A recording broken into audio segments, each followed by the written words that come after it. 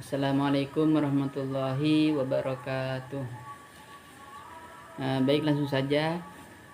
Di sini saya akan menjelaskan terkait tentang pengertian terjemah, terus pengertian tafsir, dan juga pengertian takwil.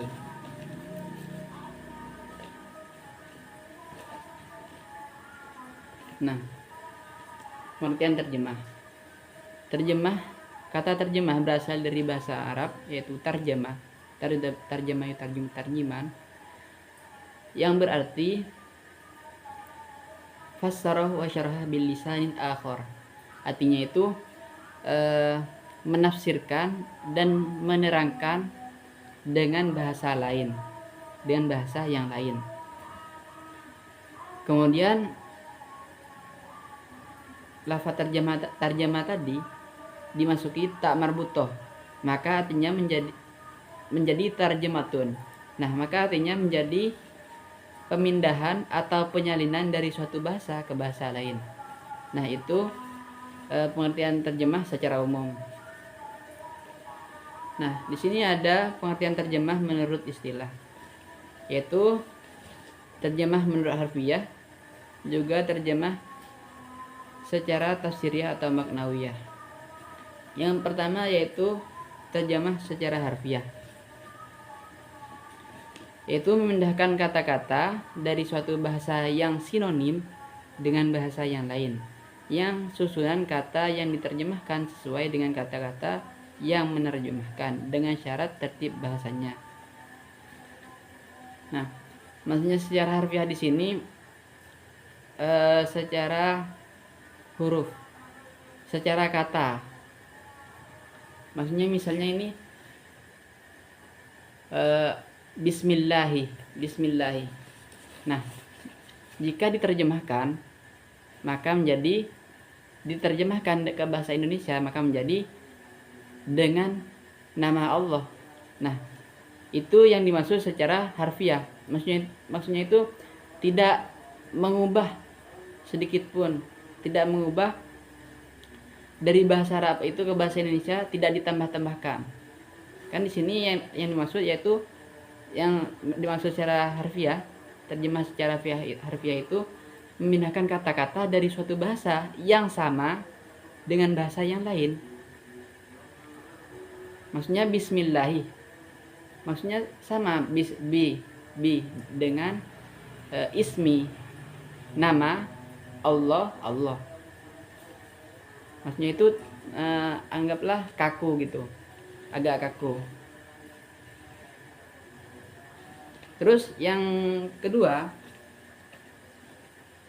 terjemah secara tafsiriyah atau maknawiyah, yaitu menjelaskan maksud kalimat, yakni pembicaraan, dengan bahasa yang lain tanpa keterikatan dengan tertib kalimat aslinya atau tanpa memerhatikan susunannya. Nah, jadi yang dimaksud di sini, yang dimaksud terjemah secara maknawiyah atau tafsiriyah, seperti contoh tadi, Bismillahi. Nah, kalau terjemah secara harfiah yaitu dengan nama Allah. Nah, kalau terjemah secara tafsiriyah atau maknawiyah yaitu dengan menyebut nama Allah.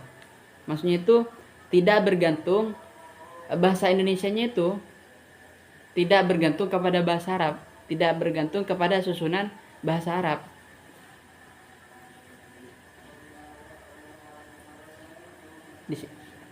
Tanpa keterikatan dengan tertib kalimat aslinya atau tanpa memperhatikan susunannya.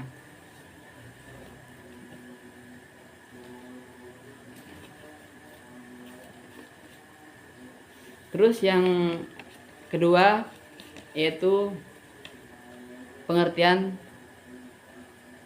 tafsir.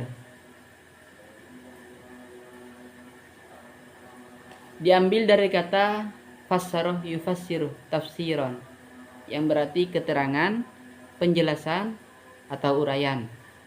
Secara istilah, tafsir berarti menjelaskan makna ayat Al-Quran, keadaan kisah, dan sebab turunnya ayat tersebut dengan lafal yang menunjukkan kepada makna zahir.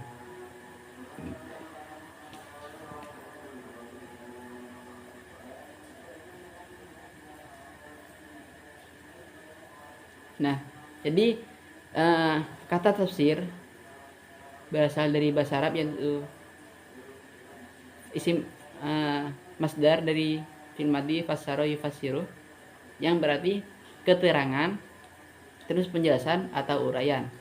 Nah, secara istilah yaitu menjelaskan makna ayat Al-Qur'an, terus keadaan kisah dan juga asbabun nuzulnya ayat tersebut dengan lafal yang menunjukkan kepada makna zahir. Maksudnya terjemah itu, tafsir itu menjelaskan, intinya itu menjelaskan Al-Qur'an secara detail tanpa dengan menunjukkan kepada makna zahir. Maksudnya makna zahir di sini maknanya itu tidak diubah-ubah. Maksudnya ayatnya itu yang ditafsirkan itu sesuai persis dengan apa yang ada di ayat. Nah, ini yang menjadi yang salah satu menjadi perbedaan antara tafsir dan takwil. Nanti penjelasannya setelah ini. Nah, pengertian tafsir menurut beberapa ahli. Menurut Al-Jurjani, tafsir adalah menjelaskan makna ayat, keadaannya, kisahnya, dan sebab yang karenanya ayat diturunkan dengan lafaz yang menunjukkan kepadanya dengan jelas sekali. Jadi menurut Al-Jurjani, tafsir yaitu menjelaskan makna ayat, terus keadaan ayat, kisahnya ayat tersebut, dan juga asbabun nuzulnya ayat tersebut dengan menjelaskan dengan jelas. Nah, yang kedua yaitu menurut Az-Zarkashi, tafsir ialah suatu pengetahuan yang dapat dipahamkan kibullah yang diturunkan kepada Nabi Muhammad SAW, menjelaskan maksud-maksudnya, mengeluarkan hukum-hukumnya dan hikmahnya.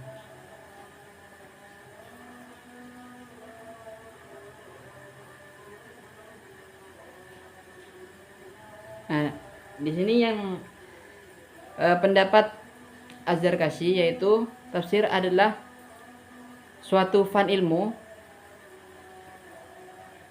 yang dapat yang bertujuan memahamkan kitabullah yang diturunkan kepada Nabi Muhammad, menjelaskan maksud-maksudnya, juga mengeluarkan hukum-hukum yang ada di dalam Al-Quran, dan juga hikmahnya, yang hikmah-hikmah yang ada pada ayat tersebut. Nah, yang ketiga menurut Al-Qibli, yaitu tafsir ialah mensyarahkan Al-Quran, menerangkan maknanya, dan menjelaskan apa yang dikehendakinya dengan nasnya atau dengan isyaratnya ataupun dengan najwahnya. Nah, menurut Al-Qibli di sini yaitu tafsir adalah mensyarahkan Al-Quran. Maksudnya menjelaskan Al-Quran, menerangkan maknanya, juga menerangkan makna ayat-ayat Al-Quran, dan juga menjelaskan apa yang dikehendaki dengan nasnya. Nah, ini ada sedikit perbedaan menurut beberapa ulama, yaitu yang menurut Al-Qibli ada tambahan yaitu menjelaskan apa yang dikehendaki, apa maksud dari nas atau ayat tersebut.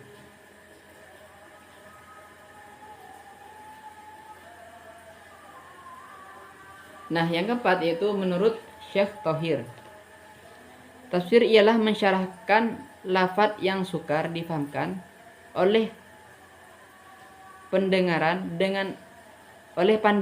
dengan dengan uraian yang menjelaskan maksud dengan menyebut muradifnya atau yang mendekatinya, atau ia mempunyai petunjuk kepadanya melalui suatu jalan. Nah, menurut Syekh Thorir di sini yaitu tafsir adalah mensyarahkan atau menjelaskan lafaz yang sulit dipahamkan, yang sulit difaham oleh pandangan manusia dengan penjelasan atau dengan uraian yang menjelaskan maksud dari suatu ayat tersebut dengan menyebut muradifnya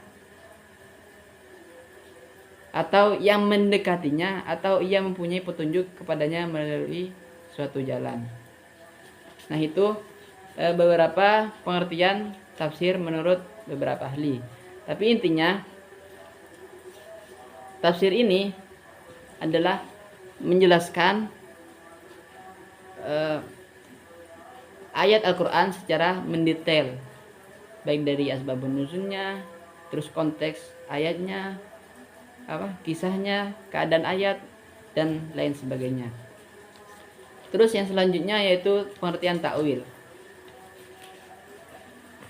Ta'wil berasal dari kata al-awal yang berarti kembali, ar-rujuk, atau dari kata al-ma'al yang artinya tempat kembali dalam kurung, atau yakni al-masir, dan al-aqibah yang berarti kesudahan.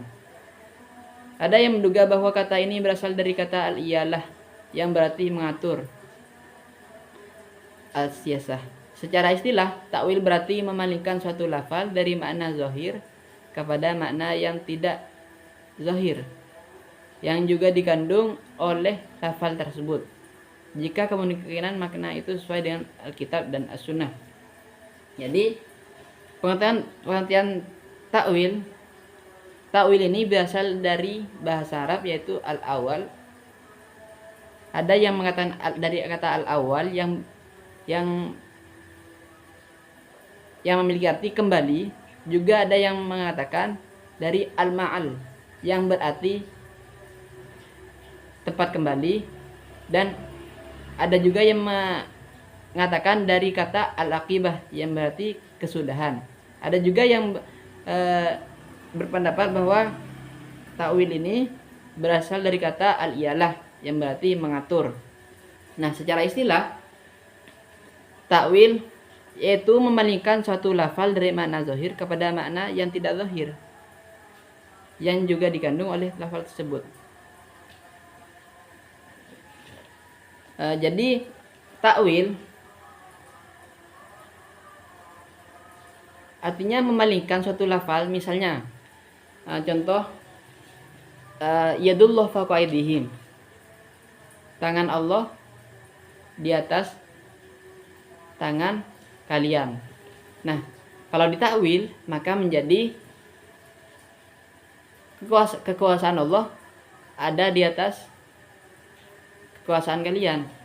Nah, itu yang dimaksud memalingkan makna zahir. Nah, kan makna zahirnya itu yadun, tangan. Nah, karena tidak sesuai yadun ini dengan Alkitab dan As-Sunnah, lalu ditakwillah oleh para ulama menjadi kekuasaan, diartikan menjadi kekuasaan. Nah, itu yang dimaksud memalingkan suatu lafal dari makna zahir yaitu makna yadun, tangan, kepada makna yang tersirat, makna yang tidak zahir. Nah, yang tersirat itu apa dari ayat tersebut? Itu. Terus ini ada beberapa pengertian takwil menurut istilah, yaitu Al-Jurjani. Yang pertama Al-Jurjani yaitu memalingkan lafaz dari makna yang zahir. Yang pertama Imam Al-Ghazali dalam kitab Al-Mustafa, yaitu sesungguhnya takwil itu adalah ungkapan tentang pengambilan makna dari lafaz yang bersifat probabilitas yang didukung oleh dalil dan menjadikan arti yang lebih kuat dari makna yang ditujukan oleh lafaz zahir. Menurut Wahab Khalaf, takwil yaitu memalingkan lafaz dari zahirnya karena adanya dalil. Terus menurut Abu Zahra, takwil adalah mengeluarkan lafaz dari artinya yang zahir kepada makna yang lain, tetapi bukan zahirnya. Nah, intinya takwil itu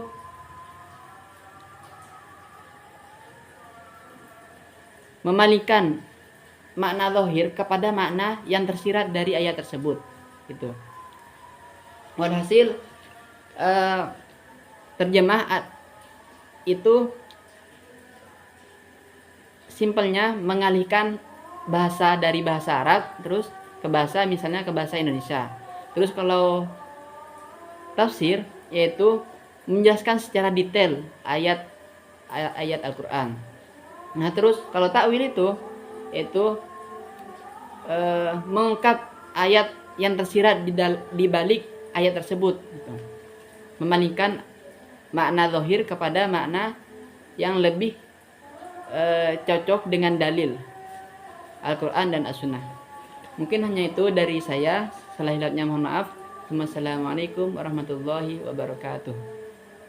Baik, di sini saya akan melanjutkan materi yang dijelaskan oleh teman saya tadi. Di sini saya akan menjelaskan syarat-syarat mufasir. Yang pertama, syarat mental. Yang kedua, syarat keilmuan yang memadai. Syarat mental atau etika dan moral. Syarat mental merupakan persyaratan non-intelektual yang lebih menitik beratkan pada aspek kepribadian dan karakter seseorang mufasir. Dalam kamus besar, etika dijelaskan sebagai ilmu tentang apa yang baik dan apa yang buruk, serta tentang hak dan kewajiban moral perilaku yang menjadi pedoman. Dalam karyanya Mabahis fil Ulum Al-Quran Mana Khalil Al-Qatan menguraikan beberapa syarat mental yang harus dimiliki oleh seseorang mufasir, yaitu pertama, memiliki akidah yang benar. Akidah yang lurus sangat memengaruhi integritas seseorang. Akidah yang keliru seringkali mendorong seseorang untuk menyelewengkan teks-teks agama demi kepentingan pribadi atau golongannya. Dalam penafsiran, mufasir dapat tergoda untuk menakwilkan ayat-ayat agar sesuai dengan keyakinannya yang sesat atau mendukungkan mazhabnya yang keliru, sehingga menyimpangkan orang dari jalan kebenaran. Bebas dari hawa nafsu. Hawa nafsu dapat membuat mufasir menyimpang dari objektivitas, terutama dalam membela pandangan mazhabnya. Hal ini sering dilakukan oleh golongan seperti Qadariyah, Syiah, Rafidah, dan Mu'tazilah atau kelompok-kelompok lain yang ekstrim, yang menyamarkan penyimpangannya melalui ungkapan-ungkapan yang menarik. Terus memiliki pemahaman yang tajam. Mufasir perlu memiliki kemampuan analisis yang tajam untuk menentukan makna yang lebih kuat dan relevan dengan teks-teks syariat, serta menarik kesimpulan yang selaras dengan dalil-dalil agama.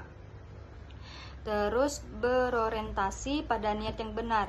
Niat yang tulus sangat menentukan kualitas amal. Seseorang mufasir harus bertujuan untuk menyabarkan kebaikan dan memberikan manfaat kepada umat, bukan demi kepentingan pribadi atau popularitas. Terus memiliki akhlak yang mulia. Mufasir adalah teladan bagi masyarakat. Akhlaknya yang baik akan memberikan pengaruh positif kepada orang-orang yang belajar darinya. Tanpa akhlak yang mulia, ajaran yang disampaikan akan kehilangan pengaruh yang mendalam. Terus taat dan mengamalkan ilmu yang diamalkan lebih mudah diterima oleh masyarakat dibandingkan sekedar teori. Mufasir yang mengaplikasikan ilmunya dalam kehidupan sehari-hari akan lebih dihormati dan dipercaya. Terus jujur dan teliti dalam penukilan. Mufasir harus memastikan bahwa setiap informasi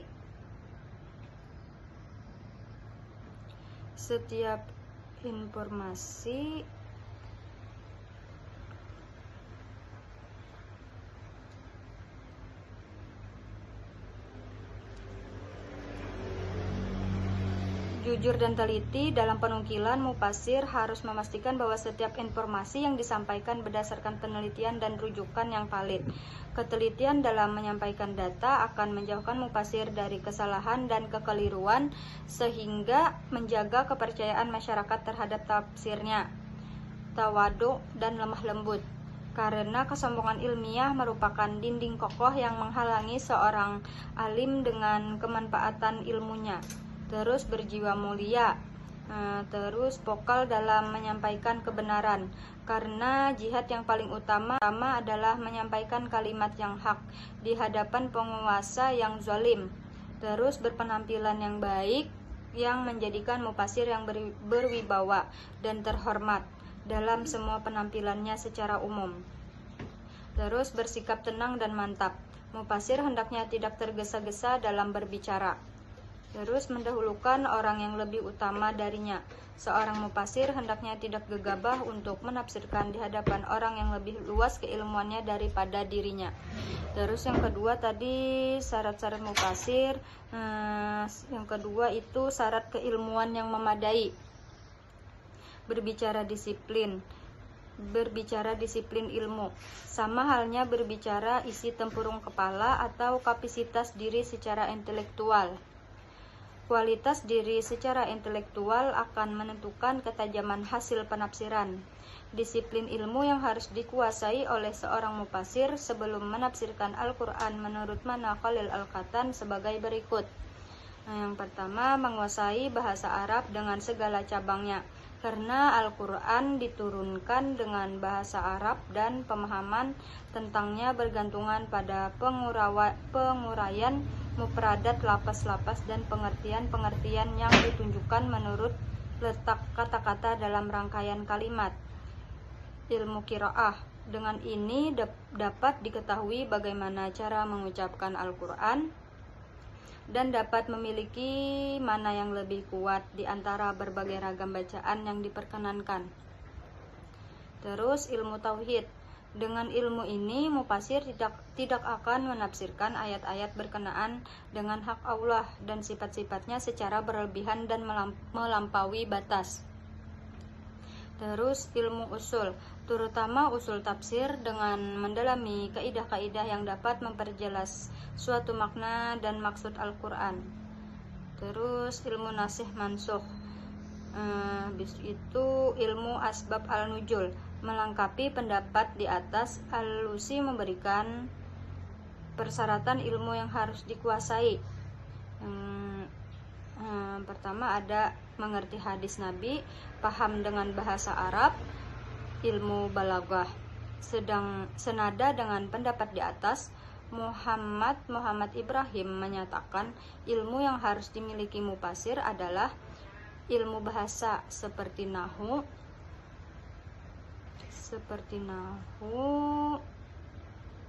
tafsir dan lain sebagainya, tasrif dan lain sebagainya. Hal ini dikarenakan Al-Quran tanpa menggunakan bahasa ini. Al-Mujahid berkata, tidak halal bagi seseorang yang beriman kepada Allah dan hari akhir untuk menafsirkan Al-Quran ketika tidak paham dengan bahasa Arab. Imam Malik mengatakan, seseorang yang menafsirkan Al-Quran tanpa memahami bahasa Arab tidak lain akan menjadikan bencana. Ilmu balaghah, yakni ilmu ma'ani, bayan, dan badi. Terus mengetahui lapas-lapas zaman turunnya Al-Quran, karena banyak lapas-lapas yang bermakna beda sebagaimana lapas yang dimaksud pada waktu turunnya ayat. Ilmu asbab al-nujul, qasas, nasih, mansukh, mutlak, muqayyad, ilmu fikih dan usul fikih. Assalamualaikum warahmatullahi wabarakatuh. Perkenalkan, nama saya Salsabila. Saya dari kelompok 12 ingin menjelaskan tentang metode tafsir. Jadi, metode tafsir ini yang dimaksud di sini adalah suatu perangkat dan tata kerja yang digunakan dalam proses penafsiran Al-Quran. Perangkat kerja ini secara teoretik menyangkut dua aspek penting, yaitu yang pertama aspek teks dengan problem semiotik dan semanatiknya. Kedua, aspek konteks di dalam teks yang mempresentasikan ruang-ruang sosial dan budaya yang beragam di mana teks itu muncul. Metodologi penafsiran ialah ilmu yang membahas tentang cara yang teratur dan terpikir baik untuk mendapatkan pemahaman yang benar dari ayat-ayat Al-Quran sesuai kemampuan manusia. Jadi di sini ada 4 cara atau 4 metode tentang penafsiran metode pandangan Al-Farmawi, yaitu yang pertama ijmali, yang kedua tahlili, yang ketiga muqaran, dan yang keempat maudhu'i. Metode ijmali ini metode global. Yang dimaksud itu ialah suatu metode tafsir yang menafsirkan ayat-ayat Al-Quran dengan cara mengemukakan makna global. Pengertian tersebut menjelaskan ayat Al-Quran secara ringkas tapi mencakup dengan bahasa yang populer, mudah dimengerti dan enak dibaca. Sistematika penulisannya menurut susunan ayat-ayat Al-Quran, ayat-ayat di dalam mushaf. Di samping itu, penyajiannya tidak terlalu jauh dari gaya bahasa Al-Quran sehingga pendengar dan pembacanya seakan-akan masih tetap mendengar Al-Quran, padahal yang didengarnya itu tafsirnya. Jadi kitab tafsir yang tergolong dalam metode ijmali ini ada 3. Yang pertama, kitab tafsir Al-Quran Al-Karim karangan Muhammad Farid Wajdi. Yang kedua, Al-Tafsir Al-Wasit terbitan Majma' Al-Buhut Al-Islamiyah. Yang ketiga, Tafsir Al-Jalalain serta Taj Al-Tafasir karangan Muhammad Usman Al-Mirghoni. Di sini ada ciri-ciri metode ijmali. Dalam metode ijmali, seorang mufasir langsung menafsirkan Al-Quran dari awal sampai akhir tanpa perbandingan dan penetapan judul. Pola serupa ini tak jauh berbeda dengan metode analitis, namun uraian di dalam metode analitis lebih rinci daripada di dalam metode global, sehingga mufasir lebih banyak dapat mengemukakan pendapat dan ide-idenya. Sebaliknya, di dalam metode global tidak ada ruang bagi mufasir untuk mengemukakan pendapat serupa itu. Itulah sebabnya kitab-kitab tafsir ijmali ini tidak memberikan penafsiran secara rinci, tapi ringkas dan umum sehingga seakan-akan kita ini masih membaca Al-Quran, padahal yang dibaca tersebut adalah tafsirnya. Namun pada ayat-ayat tertentu diberikan juga penafsiran yang agak luas, tapi tidak sampai pada wilayah tafsir analitis. Yang kedua, metode tahlili. Metode tahlili ini bisa disebut metode analisis, yaitu menafsirkan ayat-ayat Al-Quran dengan memaparkan segala aspek yang terkandung di dalam ayat-ayat yang menafsirkan itu, serta menerangkan makna-makna yang tercakup di dalamnya, sesuai dengan keahlian dan kecenderungan mufasir dan menafsirkan ayat-ayat tersebut. Kalau kita lihat dari bentukan ini, kandungan informasi yang didapat dalam tafsir tahlili yang jumlah yang sangat banyak dapat dikemukakan bahwa paling tidak ada 7 bentuk tafsir, yaitu al-tafsir bi al-matsur, al-tafsir bi al-ra'i, al-tafsir al-fiqhi, al-tafsir al-sufi, al-tafsir al-ilmi, dan al-tafsir al-adabi al-ijtimai. Jadi ciri-ciri metode tahlili ini yaitu pola penafsiran yang diterapkan para penafsir yang menggunakan metode tahlili. Terlihat jelas bahwa mereka berusaha menjelaskan makna yang terkandung di dalam ayat-ayat Al-Quran secara komprehensif dan menyeluruh, baik yang berbentuk al-matsur maupun al-rai sebagaimananya. Dalam penafsiran tersebut, Al-Quran ditafsirkan ayat demi ayat dan surat demi surat secara berurutan, serta tak ketinggalan menerangkan asbab al-nuzul dari ayat-ayat yang ditafsirkan. Penafsiran yang mengikuti metode ini dapat mengambil bentuk matsur, riwayat, atau rai, pemikiran. Di sini ada tiga kitab tahlili yang bentuknya matsur. Yang pertama, Jami al-Bayan an Ta'wil Al-Quran Al-Karim karangan Ibnu Jaril Al-Tarabi dan terkenal dengan Tafsir Al-Tabari. Yang kedua, Ma'alim Al-Tanzil karangan Al-Bagawi. Yang ketiga, Tafsir Al-Quran Al-Azim karangan Ibnu Katsir. Di sini yang ketiga ada metode muqarin komparatif. Metode muqarin ini membandingkan teks ayat-ayat Al-Quran yang memiliki persamaan atau kemiripan redaksi dalam dua kasus atau lebih dan atau memiliki redaksi yang berbeda bagi satu kasus yang sama. Yang kedua ini membandingkan ayat Al-Quran dengan hadis Nabi Muhammad SAW yang pada akhirnya terlihat bertentangan. Yang ketiga, membandingkan berbagai pendapat ulama tafsir dalam menafsirkan Al-Quran. Jadi kita bisa melihat dari pengertian tersebut dapat dikelompokkan 3 objek kajian tafsir, yaitu yang pertama, membandingkan ayat Al-Quran dengan ayat Al-Quran lain.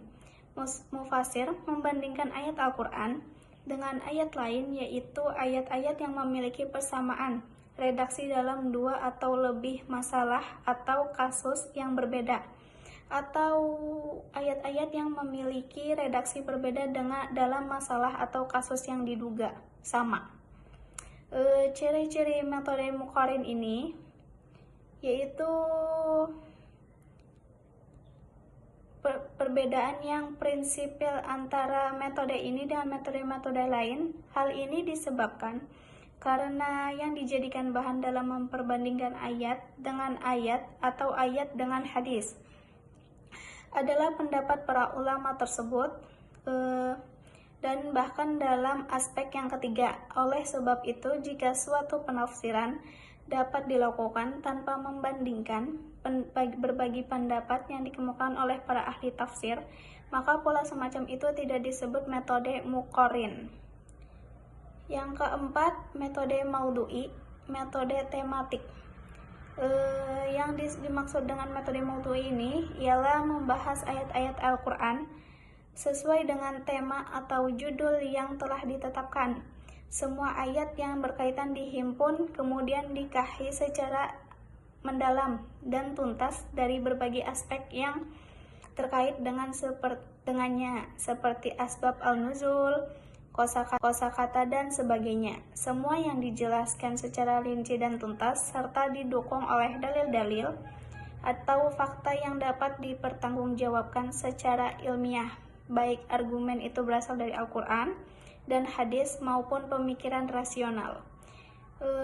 Di sini ada ciri-ciri metode maudhu'i. Yang menjadi ciri utama metode ini adalah menonjolkan tema, judul, atau topik pembahasan, sehingga tidak salah bila dikatakan bahwa metode ini juga disebut metode topikal. Jadi mufasir mencari tema-tema atau topik-topik yang ada di tengah masyarakat atau berasal dari Al-Quran itu sendiri ataupun dari yang lain. Kemudian tema-tema yang sudah dipilih itu dikaji secara tuntas dan menyeluruh dari berbagai aspek sesuai dengan kapasitas atau petunjuk yang termuat di dalam ayat-ayat yang ditafsirkan tersebut. Artinya, penafsiran yang diberikan tak boleh jauh dari pemahaman ayat-ayat Al-Quran agar tidak terkesan penafsiran tersebut berangkat dari pemikiran atau terkaan belaka. Sementara itu, Prof. Dr. Abdul Hayy Al-Farmawi, seorang guru besar pada Fakultas Usuluddin Al-Azhar, dalam bukunya Al-Bidayah fi Al-Tafsir Al-Maudhu'i mengemukakan secara rinci langkah-langkah yang hendak ditempuh untuk menerapkan metode maudhu'i.